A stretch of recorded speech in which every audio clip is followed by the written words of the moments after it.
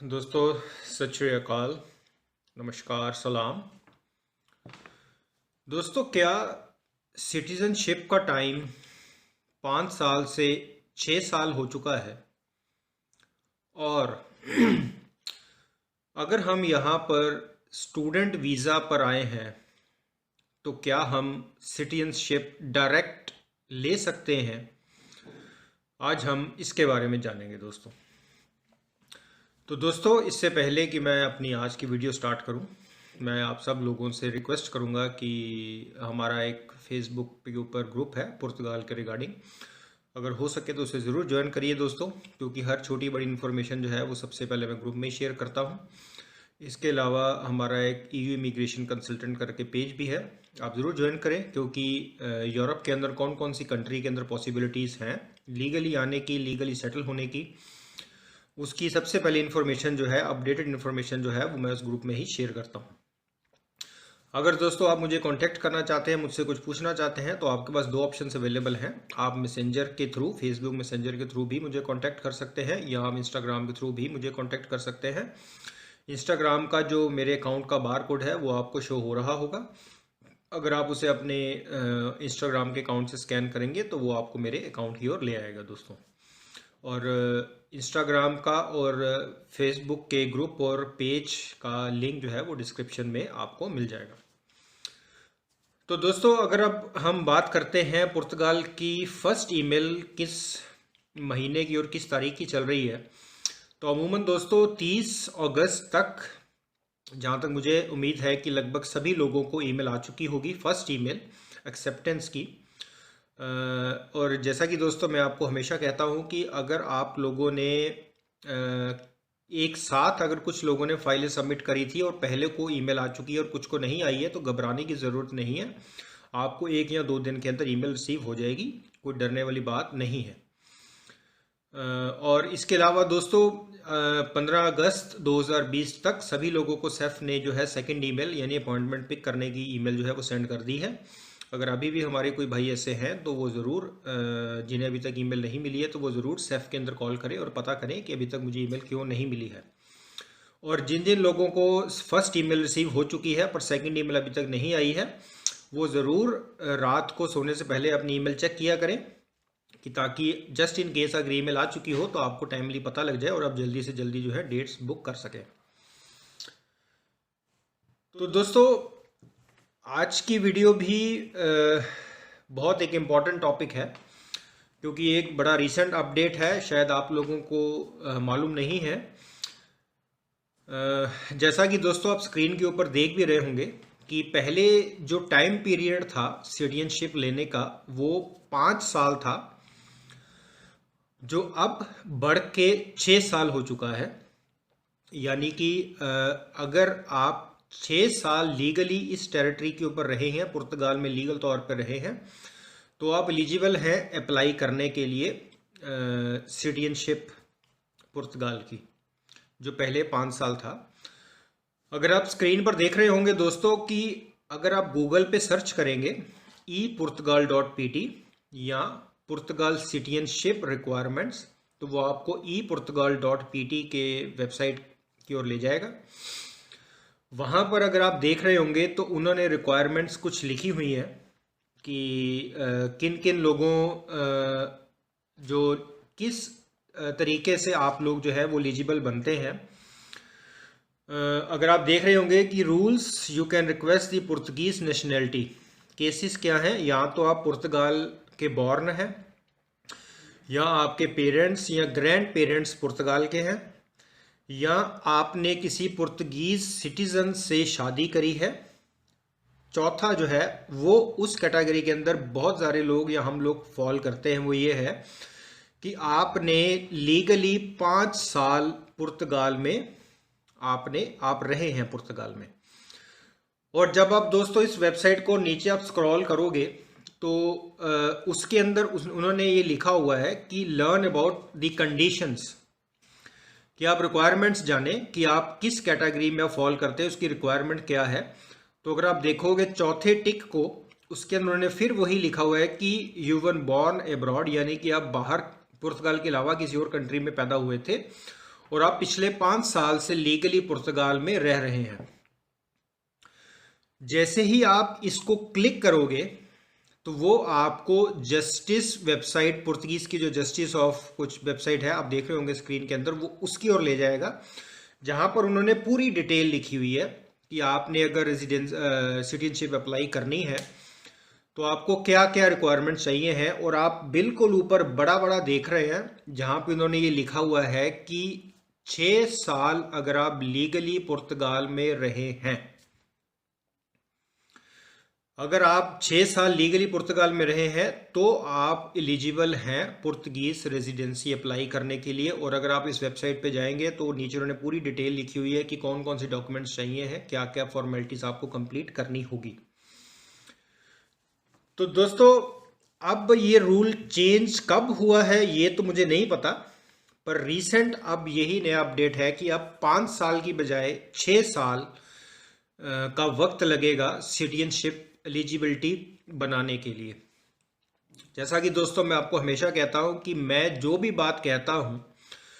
मेरे दिमाग में कुछ आया और मैंने वैसे ही कोई शगुफा छोड़ दिया, ऐसा नहीं है। मैं सिर्फ और सिर्फ जो पुर्तगीज लॉ है इमिग्रेशन का, मैं उसे ट्रांसलेट करके आप लोगों को बताता हूं बस। अब आप जो देख रहे हैं ये पुर्तगीज की गवर्नमेंट की वेबसाइट्स पर लिखा हुआ है, ये मैं खुद से नहीं कह रहा, आपके सामने बकायदा प्रूफ है, ये लिखा हुआ है जिसे कोई भी जाकर के वेरीफाई कर सकता है।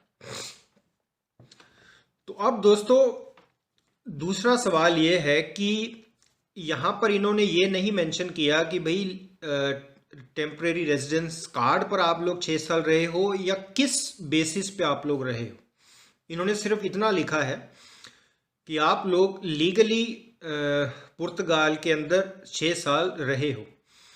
तो दोस्तों अब इसके अंदर एक सिनेरियो ये भी होता है कि फर्ज करें आप लोग टूरिस्ट वीज़ा डायरेक्ट पुर्तगाल का लेकर के आए हैं, आप लोगों को 6 महीने का वीज़ा मिला और आप लोगों ने उस 6 महीने के अंदर ही आपने कुछ स्टूडेंट वीज़ा भी अप्लाई किया और आपको यहाँ पर एडमिशन मिल गई। अमूमन 2 साल की मास्टर्स डिग्री होती है। बैचलर्स कोर्स तो मुझे नहीं लगता कि यहाँ पर कोई इंग्लिश में होंगे, क्योंकि मास्टर्स ज़रूर इंग्लिश में मिलते हैं। ऑल ओवर यूरोप आपको काफ़ी कंट्रीज़ में मिल जाते हैं। तो आपका वीज़ा वो ख़त्म नहीं हुआ और आपने स्टूडेंट वीज़ा ले लिया 2 साल का, तो यानी कि आपके 2.5 साल लीगली वो काउंट करते हैं, राइट। और आपने जैसे ही ख़त्म किया उसके बाद आपने किसी और मास्टर्स में फिर से एडमिशन ले ली, तो 2 साल का आपको और टाइम मिल गया, तो आपके बन जाते हैं 4.5 साल। और उसके बाद आपने फिर अगर किसी और मास्टर्स में एडमिशन ले ली है तो इस हिसाब से आपके 6 साल प्लस हो जाते हैं और आप एलिजिबल बन जाते हो पुर्तगाल के अंदर सिटीजनशिप अप्लाई करने के लिए। क्योंकि इन्होंने इस तरह की कोई टर्म एंड कंडीशन नहीं रखी है कि भाई ये लोग एलिजिबल, अगर इस कैटेगरी के अंदर वीज़ा लेकर के आ रहे हैं तो वो एलिजिबल नहीं है, या इस कैटेगरी वाले ही एलिजिबल नहीं है, ऐसा कुछ नहीं लिखा है। इन्होंने सीधा सीधा लिखा है कि अगर आप लीगली तौर के ऊपर पुर्तगाल में रहे हैं तो आपको जो है सिटीजनशिप मिल सकती है। पर दोस्तों यहाँ पर सबसे बड़ा चैलेंज यही होता है कि अब जो कंट्रीज़ जानती हैं कि अगर आप 6 साल लीगली यहाँ पर रह लो और हम आपको सिटीजनशिप या रेजिडेंस कार्ड दे देंगे, वो लोगों को मालूम होता है इमिग्रेशन को कि भाई जो लोग हमारे पास पहले एक मास्टर्स कर चुका है अब वो दूसरी मास्टर्स के लिए अप्लाई कर रहा है, इसका मतलब कि ये यहाँ पढ़ने नहीं आया, ये यहाँ पर किसी तरीके से लीगली स्टे करना चाहता है, और ताकि वो बाद में ये बेनिफिट ले सके कि हम अब सिटीजनशिप के लिए एलिजिबल बन जाएं। अगर मैं नॉर्वे का दोस्तों आपको एग्जांपल दूं कि नॉर्वे के अंदर अब ये रूल पहले 7 साल का था, अब 7 साल से बढ़ा करके 8 साल कर दिया है कि अगर आप नॉर्वे के अंदर किसी भी वीज़ा पर लीगली 8 साल रहे हैं तो आप 8 साल के बाद वहाँ की रेजिडेंसी अप्लाई कर सकते हैं। तो लोगों ने शुरुआत के अंदर ये चीज़ वहाँ पर करी थी कि पहले एक मास्टर्स करी 2 साल की, फिर दूसरी मास्टर करी 2 साल की, फिर तीसरी मास्टर करी 2 साल की, और 6 साल लगाने के बाद आपने 1 साल का वहाँ पर वर्क वीज़ा अप्लाई कर दिया, 7 साल पूरे हो गए, और उसके बाद आपने एलिजिबिलिटी के अकॉर्डिंग आपने रेजिडेंसी अप्लाई कर दी। पर दोस्तों ऐसा अब नहीं है, वहाँ पर अगर आप अप्लाई करते हैं तो वो आपको दूसरी मास्टर्स के लिए अलाउ ही नहीं करते हैं, क्योंकि उनको पता है कि वो रीज़न दे देते हैं कि हमें मालूम है कि तुम सिर्फ इस पर्पस की वजह से ये सब कुछ कर रहे हो। सेम चीज़ यहाँ पर भी है दोस्तों कि अगर आप एक मास्टर्स करते हैं और उसके बाद आप दूसरी मास्टर्स के लिए अप्लाई करेंगे तो वो आपको हो सकता है एडमिशन ना दें, क्योंकि वो जानते हैं कि ये बंदा यहाँ पढ़ने नहीं आया, ये यहाँ पर स्टूडेंट वीज़ा के नाम पर सिर्फ यहाँ की रेजिडेंसी या यहाँ का पासपोर्ट लेना चाहता है। अब दोस्तों तीसरा सवाल ये है कि हमारा टाइम पीरियड स्टार्ट कहाँ से होता है, क्योंकि मैंने अपनी एक पुरानी वीडियो के अंदर भी आप लोगों से ये बात कही थी कि हमारा जो टाइम पीरियड है रेजिडेंसी सिटीजनशिप का, वो तब काउंट होता है कि अगर तो आप डायरेक्ट यहाँ पर पुर्तगाल के ही वीज़ा के ऊपर आए हैं, तो जब से वीज़ा आपको इशू हुआ है आप सिस्टम में आ गए हो तो आपका यहाँ तो वहाँ से काउंट होता है। अगर आपके पास पुर्तगीज़ वीज़ा नहीं था, आप आर्टिकल 88, 89 के अंदर सबमिट करके आप फाइल 2 साल के बाद आपने रेजिडेंसी ली है, जिस दिन आपको रेजिडेंसी इशू होती है आपका टाइम पीरियड वहाँ से स्टार्ट होगा। यानी कि फ़र्ज़ करें कि अगर आपकी फ़ाइल 1 जनवरी 2022 में लॉक हुई है और आपको रेजिडेंसी मिलती है फरवरी 2024 में, तो आपका सिटीजनशिप का जो टाइम है वो फरवरी 2024 से स्टार्ट होगा, ना कि 1 जनवरी 2022 से। इसी तरह से दोस्तों कि अगर आप लोगों ने यहाँ टूरिस्ट वीज़ा लेकर के आए हैं, उसके बाद आपने अगर स्टडी वीज़ा लिया है, कोई गैप नहीं बीच में डाला, स्टूडेंट वीज़ा टूरिस्ट वीज़ा ख़त्म होने से पहले आपने स्टूडेंट वीज़ा ले लिया, तो वो टाइम आपका तब से कैलकुलेट होगा जब से आपने जो है टूरिस्ट वीज़ा लिया था। तो ये बात आप लोगों ने अपने ध्यान में रखनी है, कहीं हमारे दिमाग में ये मिसकंसेप्ट ना हो कि शायद जब से मेरी फाइल सबमिट हुई है तब से मैंने जो है मेरा टाइम कैलकुलेट करना शुरू हो गया है, और मैंने अगर 1 जनवरी 2022 में टाइम मेरा स्टार्ट हुआ है, 1 जनवरी 2022 में अगर मेरा टाइम स्टार्ट हुआ है तो उस हिसाब से मैं 1 जनवरी 2028 के अंदर मैं एलिजिबल हो गया और मैं अप्लाई कर दूंगा। नहीं दोस्तों, जब आपके हाथ में रेजिडेंस कार्ड आएगा तब से आपका टाइम स्टार्ट होता है। और जैसा कि मैंने पहले बताया कि स्टूडेंट वीज़ा जब से आप पुर्तगाल के अंदर लीगली आते हैं, पुर्तगाल ने आपको बुलाया है, तब से आपका टाइम स्टार्ट होगा, वो भले टूरिस्ट वीज़ा है या स्टूडेंट वीज़ा है। आपने टाइम लिमिट पूरी करनी है, पूरी करने के बाद आप अप्लाई करते हैं सिटीजन शॉप के अंदर जब आप डॉक्यूमेंट सारे सबमिट करते हैं तो आपका जो केस है वो मिनिस्टर ऑफ जस्टिस के पास जाता है, फिर वो स्टडी करके अप्रूव करता है कि नहीं करता है, वो उसके हाथ में है। तो आप लोग अपने एंड के ऊपर भी इस इंफॉर्मेशन को वेरीफाई करिए, ज़रूर चेक करिए दोस्तों कि इसके अंदर क्या सिनेरियो है। हाँ, ये ज़रूर है कि अब जैसे जो टेम्परेरी रेजिडेंस कार्ड जिन लोगों को मिलता है 2 साल का 3 साल का,